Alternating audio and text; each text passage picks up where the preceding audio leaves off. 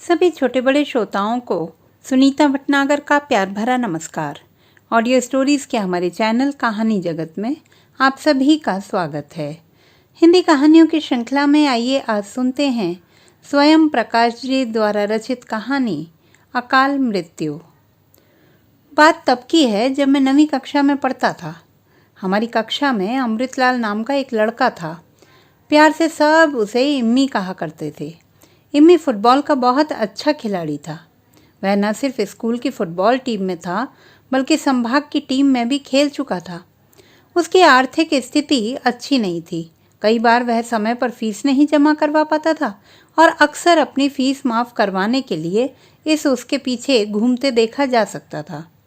उससे कहा गया था कि जिस दिन उसका चयन राज्य स्तरीय टीम में हो जाएगा उसकी फ़ीस माफ़ कर दी जाएगी। नतीजा यह है कि स्कूल के बाद अंधेरा होने तक वह स्कूल के मैदान पर फुटबॉल खेलता रहता, चाहे अकेला ही या दौड़ते हुए मैदान के चक्कर लगाता रहता। एक दिन सुबह सुबह पता चला कि इम्मी के पिताजी की मृत्यु हो गई है। हमें बड़ा दुख हुआ। पूरी कक्षा पर जैसे पाला पड़ गया। आधी छुट्टी में जब बाहर निकले तो सड़क से इम्मी के पिताजी की शव यात्रा निकल रही थी। सबसे आगे एक आदमी इम्मी की बाह थामे चल रहा था। इम्मी के हाथ में एक छींका था जिसमें एक धुआंती मटकी रखी थी। पीछे पीछे उसके पिताजी की अर्थी और अर्थी के साथ चलते 20-25 लोग। तीसरे दिन हमारी कक्षा के बड़े छात्रों बालकिशन और राधेश्याम ने आपस में कुछ बात की और हम सब को बुलाकर कहा कि हम लोगों को इम्मी के घर बैठने जाना चाहिए। तब तक मुझे पता नहीं था कि बैठने जाने का मतलब अफसोस जाहिर करने जाना होता है। बालकिशन और राधेश्याम के सुझाव से सब सहमत थे। लेकिन जब अमीर वकील कुटुंबले के बेटे अशोक ने कहा कि सब सफ़ेद कपड़े पहनकर जाएंगे तो मामला जरा उलझ गया। सबके पास तो सफ़ेद पैंट शर्ट था भी नहीं। एक दो के पास था भी तो धुला हुआ नहीं था या फटा हुआ था। दूसरी बात यह थी कि सफ़ेद कपड़े पहनने के लिए स्कूल की छुट्टी के बाद पहले घर जाना पड़ता और फिर घर वाले पता नहीं आने देते या नहीं। अधिकांश बच्चों के लिए स्कूल की छुट्टी के बाद स्कूल से सीधे इम्मी के घर जाना ज़्यादा सुविधाजनक था। वैसे भी इम्मी का घर स्कूल से ज़्यादा दूर नहीं था। तो अगले दिन हम लोग स्कूल से सीधे इम्मी के घर गए बैठने। इम्मी का घर खूब सारे पेड़ों से घिरा एक खंडहर नुमा लेकिन हवादार एक मंजिला मकान था जो इस समय सूना पड़ा था। हम बाहर खड़े संकोच में बड़े ताका झांकी कर रहे थे। इतने में एक बड़ी उम्र की लड़की ने हमें देखा और पूछा, कौन चाहिए? इम्मी, आओ आओ, आ जाओ। इम्मी, तेरे दोस्त आए हैं। बोलते बोलते लड़की मकान के पीछे कहीं चली गई। हम चुपचाप सरकते हुए भीतर घुसे और कमरे के नंगे ठंडे फर्श पर एक दूसरे से सटे सटे पालथी मारकर बैठ गए। 4-5 मिनट बाद इम्मी दिखाई दिया।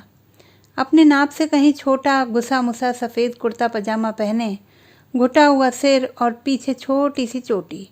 पहचान में नहीं आ पा रहा था। इम्मी ज़ोर ज़ोर से बोलता हुआ भीतर आया।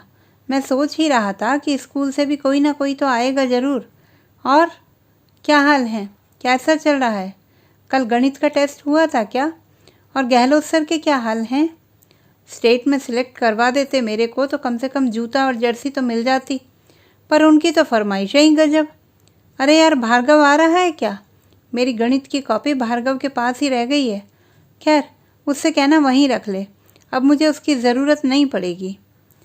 तेरे पिताजी को क्या हुआ था इम्मी? अशोक ने पूछा। उनको तो टीबी थी ना, बहुत दिनों से थी। इम्मी ने ऐसे कहा जैसे यह बात तो अन्य सभी की तरह हमें भी मालूम होनी चाहिए थी। इतने में ही वह लड़की पीतल के एक लोटे में ठंडा पानी ले आई, साथ ही पीतल का एक गिलास भी। प्यास तो हम सबको लगी ही थी, सब ने पानी पिया। फिर कुछ शोर जैसा सुनाई दिया तो इम्मी उठकर पीछे गया। तुरंत लौटकर आया तो हाथ में 8-10 अमरूद थे। बोला, अमरूद खाएंगे? अपने बगीचे के हैं, लो खा लो। कुछ अमरूद तोतों के कुतरे हुए हैं। मालूम है ना, तोतों के कुतरे हुए अमरूद बहुत मीठे होते हैं। लो। वह एक एक अमरूद फेंकता गया, हम कैच करते गए। समझ में नहीं आ रहा था कि खाएं या ना खाएं, पर इम्मी खुद खा रहा था। हमें सकुचाते देख उसने बेतकल्लुफ़ी से कहा, अरे खाओ खाओ, ऐसा कुछ नहीं, हमारे यहाँ चलता है। संकोच के मारे हम धीरे धीरे खाने लगे। अमरूद मीठे थे और भूख तो लगी ही थी। इम्मी बोला, तोते हैं ना, इतने आते हैं कि क्या बताऊं। और खाएं तो खाएं, चलो कोई बात नहीं, पर साले कच्चे कच्चे भी जरा सा कुतर कर नीचे गिरा देते हैं।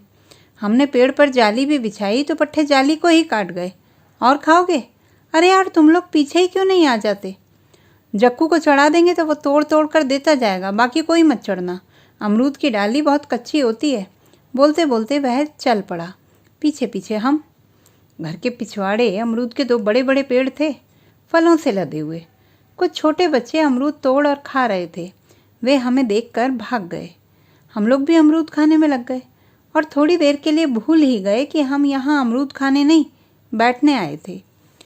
कोई घंटे भर बाद बाहर निकलने लगे तो मज्जू ने इम्मी से पूछा, इम्मी तू स्कूल कब आएगा? इम्मी बोला, अब नहीं आऊँगा।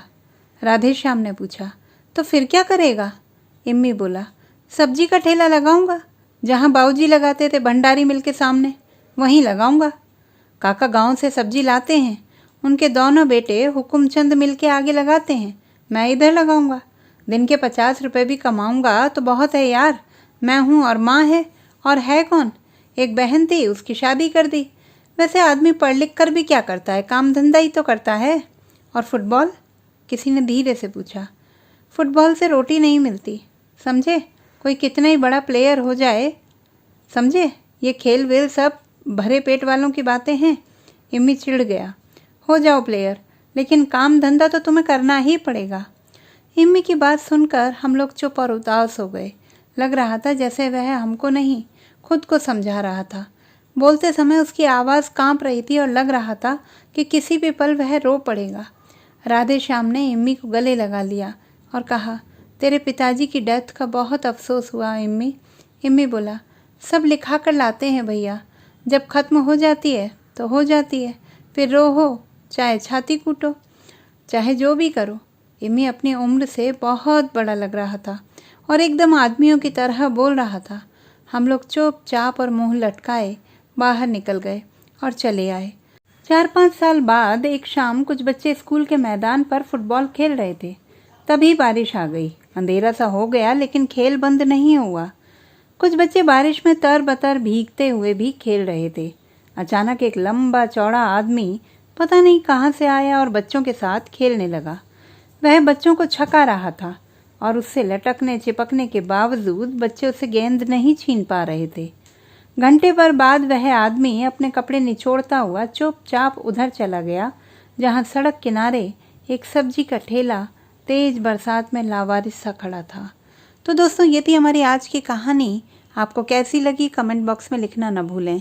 चैनल को सब्सक्राइब करें, लाइक करें और मित्रों के साथ शेयर करें।